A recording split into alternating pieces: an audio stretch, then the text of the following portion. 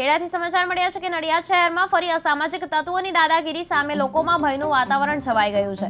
જવાહરનગર વિસ્તારમાં 2 મહિનામાં બીજી વાર મારપીટ અને ધમકીઓની ઘટનાએ સ્થાનિકો ચિંતિત થયા છે।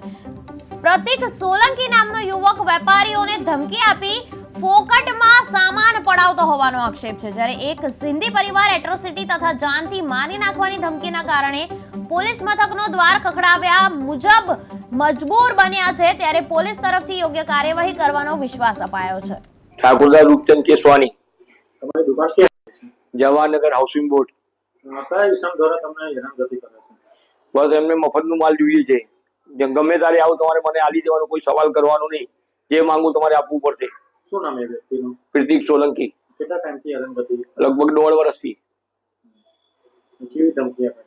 બસ એટ્રોસિટીમાં ફસાવાની, જાનથી મારી નાખવાની ધમકી આલે છે। તમારી દુકાનમાં શું શું લે છે? બધું કોલ્ડ ડ્રિંક, આઈસ્ક્રીમ બધું લઈ જાય છે, જે માંગુ કે આપવું પડશે। કયા પોલીસ સ્ટેશનમાં અરજી કરી? Town police station Nadiad. શું ધંધો કરે છે? એ ધંધો કશું કરતો નહીં, ખાલી મફતનો એમનો ખાઈ જાય છે।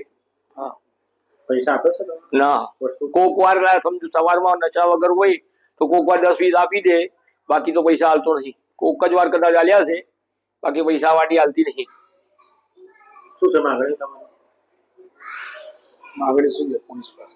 પોલીસ વાળા એમને જલ્દી ગિરફ્તાર કરો અને મને હેરાનગતિ ના થાય, કેમ કે રાતે 9 વાગે લગીને તો પબ્લિક હોય છે, એના પછી મારે રાતે 11 વાગે લગીનો ધંધો છે, તો મારવાની ધમકી